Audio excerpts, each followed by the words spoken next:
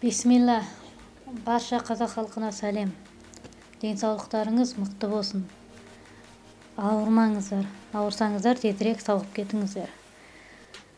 YouTube көрейік арнасы сіздермен бірге. Арнаны қолдап лайк басып, комментарий жазып қойып, подписаться басып, кімде оның жаңағы анемиясы болған болса, осы видеоны бөлісіп дамыта отырыңыздар. Бастаймыз. Анемия қан аздықтың себебі ішекте, асқазанда, өтте, бауырда, жалпы айтқанда ас қорыту жүйесінде паразиттердің болуынан пайда болады.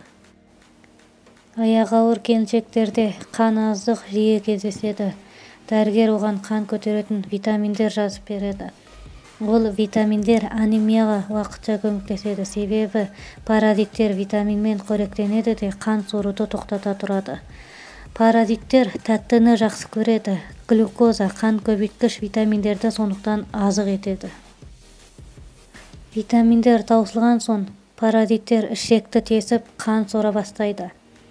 Паразиттердің зиянынан өт қоюланып жақсы тамбайды. Сорғыш қан ішетін паразиттер микроскоппен ғана көрінеді.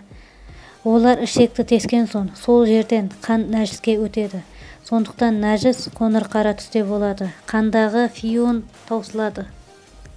Анемияға шалдыққан әйелдерден төсекке жіберіп қоятын балалар туылады.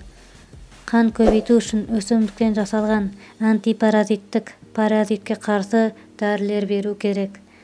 Химиялық дәрілер де болады, бірақ олар ас қорыту жүйесіндегі флораны өлтіреді.